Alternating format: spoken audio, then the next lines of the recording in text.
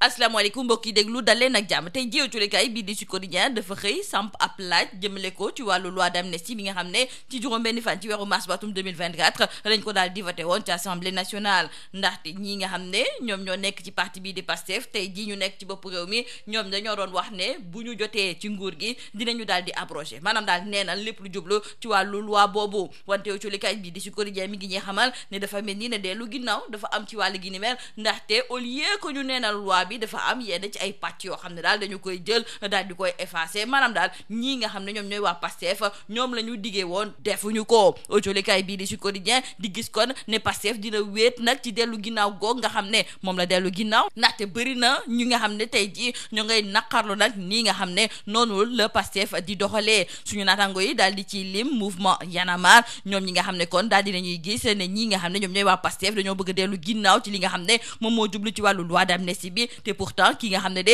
moom mooy député Thierno Alassane Sall moom ci boppam daal dinay fësal benn projet de loi ngir ñu daal di koy liggéeyatu ci assemblée nationale ñu daal di koy dàq ñoom kay boobu nga xam ne nag moom la Amadou Ba nekk député Pastef daal di fësal boobu nag la ñu mujjee àndal li am ba des autolikaay bii di Sud Quotidien la mu ca gis moom mooy ne bu ñu nemmeekoo nag ñii nga xam ne ñoom ñooy ŋàññ lépp lu jublu nag ci doxalinu waa Pastef loolu kon day firndeel ne Pastef dina wéet nag ci lii nga xam ne de moom mooy loi d'amnistie bi nga xam ne dafa bëggoo ñu daal di ci indi ay coppite ñu desandi ak waa parti boobu rawatina nag ki nga xam ne moom mooy Moustapha Sarré moom moo yore kàddu gouvernement bi ndaxte autolikaay bi di l'info mi ngi ñuy xamal ne moom de fësal na nag ay kàddu yu doy waar daal dinay xamle ne ki fi nekkoon joriñ bi ñu dénk wàllu finance di Moustapha Ba moom de dañu koo faat autolikaay bii di Point Actu ne porte parole bu gouvernement bi di Moustapha Sarré moom de fu mu nekk ni nag mi ngi teeyal xel yi ak kàddu yi nga xam ne moom la daal di fësal ay kàddoom sax tey jii moom moo fës fang ci xët bu njëkk bu autolikaay bii di Subatel suñu natango yi di ñu jottali kon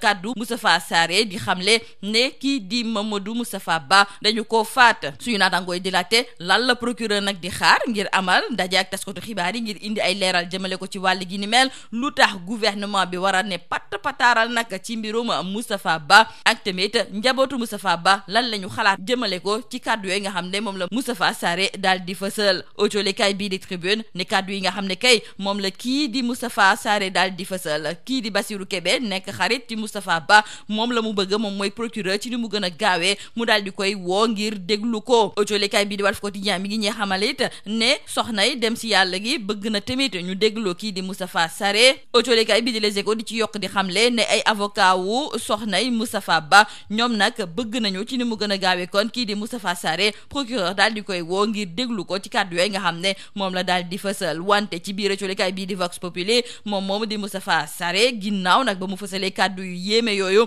daal dinay dellu ginnaaw wax ne dafa am ñoo xam ne daal dañoo soppi li nga xam ne moom mooy ay kàddoom autolikaay bii di l'info diñ ci yokk di ñu xamal ne ginnaaw ba Moustapha Sarré waxee li muy wax noonu ba pare dafa bëggoon a wëlbatiku weddi li nga xam ne kon moom la ñu wax jëmale ko ci wàll gi ni mel ndaxte moom nee na musul wax nag ne ki nga xam ne de moom mooy Mamadou Moustapha Ba dañu koo faat moom nee na rek dafa amal ay laajte rek jëmale ko ci génnub àddina ki nga xam ne de moom mooy Moustapha Ba wante ci biir autolikaay bii di l'info maître El Hadj Diouf ak yeneen avocat yi nga xam ne ñoom ñooy layal soxnay ki nga xam ne moom mooy dem si yàlla Moustapha Ba ñoom nee nañu nag jaaxle nañu ginnaaw ba ñu déggee koo xam ne kàngam bu am solo ci biir gouvernement bi di wax kàddu yi ni mel te nee na comme moom moo ko wax kon faw procureur daal di koy déglu Moustapha Sarré kàddu yi nga xam ne kon moom la daal di fësal autolikaay bii di L'As gis na ne nag ne ay kàddu yu graaw la Walf Quotidien sax gis ne kii di Moustapha Sarré ak kàddu yu mu yëkkati daal di ne yëngal république bi ñu wax ci beneen Moustapha muy Moustapha Diop autolikaay bi di Direct News moo ñu xamal ne démb mi ngi doon jàkkaarloo ak commission ad hoc ba nekk ci assemblée nationale foofu nag la daal di xamle ne ci liñ koy toppee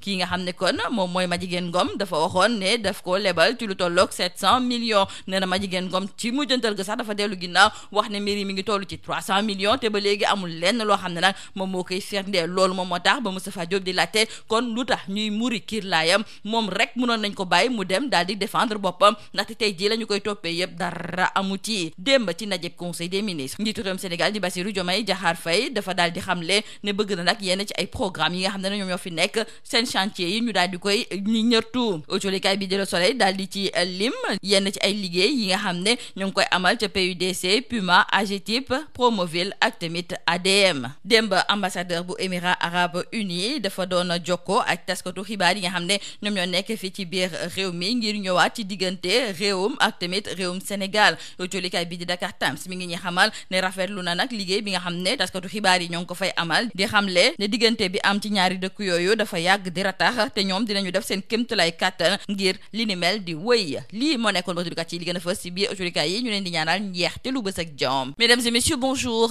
Le régime PASTEF est-il en train de s'éloigner de sa position radicale contre la loi d'amnistie? Cette question, ce sont nos confrères du journal Le Sud Quotidien qui se la posent. En effet, nous disent nos confrères, le 26 février dernier, le bureau de l'Assemblée nationale, dans un arbitrage très controversé, a rejeté une proposition de loi du député non inscrit Thierno Alassane Sall visant à abroger la loi d'amnistie. Cette abrogation était pourtant conforme au programme législatif de la coalition Sénégal Kessé qu'il dirigeait lors des dernières législatives. Le rejet a été justifié par un non-respect des exigences constitutionnelles en matière budgétaire et parallèlement, cet organe dirigeant de l'Assemblée nationale a jugé recevable la proposition de loi déposée par Amadou Ba, député du groupe majoritaire PASTEF. Cette proposition se mue à une loi interprétative de l'amnistie consistant en une abrogation partielle et une révision de certains articles de cette loi controversée. Pour nos confrères du journal Le Sud Quotidien, le régime PASTEF, en optant pour une initiative parlementaire en lieu et place de celle gouvernementale pour interpréter ou abroger partiellement cette controversée loi d'amnistie, s'isole davantage. Et de nombreuses voix s'élèvent pour dénoncer cette approche choisie par le régime en place. Nos confrères nous parlent notamment du mouvement Y en a marre qui s'est démarqué de cette proposition de la majorité en réclamant purement et simplement l'abrogation totale de la loi d'amnistie. Il faut dire qu'au regard de la plupart des réactions, le régime en place est parti pour être seul contre tous sur cette question de révision de la loi d'amnistie qui est considérée par nos confrères du journal Sud Quotidien comme une véritable patate chaude. Le ministre porte-parole du gouvernement Moustapha Ndiek Sarré fait une révélation troublante concernant la mort de l'ancien ministre des Finances Mamadou Moustapha Ba. Selon Moustapha Sarré, Moustapha Ba a été tué dans des conditions troubles, nous disent nos confrères du journal L'Info. Nos confrères du journal Point Actu d'ajouter que le porte-parole du gouvernement sème le trouble car il a fait savoir que l'ancien ministre Moustapha Ba a été tué dans des conditions troubles. Et nos confrères du journal Subatel nous rapportent également les propos du ministre porte-parole du gouvernement et se demandent pourquoi le procureur ne fait pas de point de presse. Le gouvernement doit-il garder le secret sur cette affaire?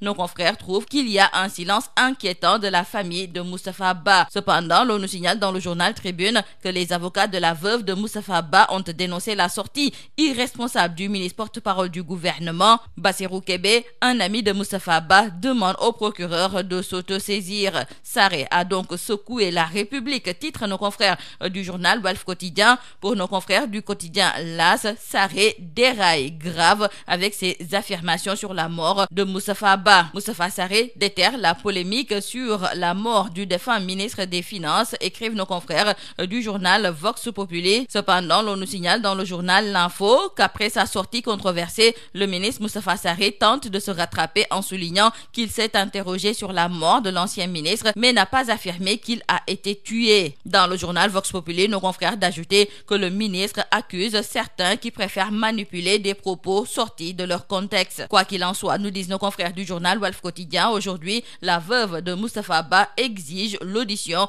du ministre Moustapha Sarré. Et dans le journal Les Échos, nos confrères nous font savoir que les avocats de la veuve de Moustapha Ba dénoncent et demandent l'audition de Moustapha Sarré. Dans le journal Direct News, nos confrères nous parlent de notre Moustapha. Il s'agit de Moustapha Diop. Le député faisait face hier à la commission ad hoc. Et selon lui, dans cette affaire, la plaignante parlait de 700 millions et a fini par soutenir qu'il lui devait 300 millions de francs CFA sans aucune preuve. Et ce sont donc des accusations sans fondement. Alors, Moustapha Diop se demande pourquoi lever son immunité parlementaire. Quoi qu'il en soit, retenons avec nos confrères du journal Direct News que la date de la plénière est fixée ce vendredi 21 mars 2025. Dans le quotidien Le Soleil, nos confrères nous font savoir que le président de la République, Bassirou Diomaye Diakhar Faye, demande la relance des projets de construction inachevés. Le chef de l'État, qui a présidé hier mercredi la réunion hebdomadaire du Conseil des ministres au Palais de la République, a abordé la problématique de l'audit des chantiers et travaux inachevés et du changement de paradigme dans le pilotage de la réalisation optimale des infrastructures publiques. Ainsi, il a également souligné l'urgence de faire le point sur les projets relevant du PUDC, de Promoville, du PNDL et du PUMA, différents programmes dont la mutualisation des interventions participe du renforcement de l'efficacité de la territorialisation des politiques publiques. L'ambassadeur des Émirats arabes unis a fait l'historique des relations entre le Sénégal et son pays. C'était lors d'un iftar organisé en l'honneur de la presse sénégalaise, nous disent nos confrères de Dakar Times. Selon le diplomate, cette rencontre était un moment de communion et de convivialité qui témoigne de la volonté exprimée de faire de la presse sénégalaise, réputée pour son professionnalisme, un partenaire clé dans la dynamique de renforcement des relations bilatérales entre le Sénégal et les Émirats, et cela passe par la vulgarisation des projets de développement en commun, la promotion des initiatives de la diplomatie publique et surtout la défense des idéaux de la paix, la tolérance et la coexistence pacifique que les deux pays ont en partage. C'est tout à vos journaux et très bonne lecture.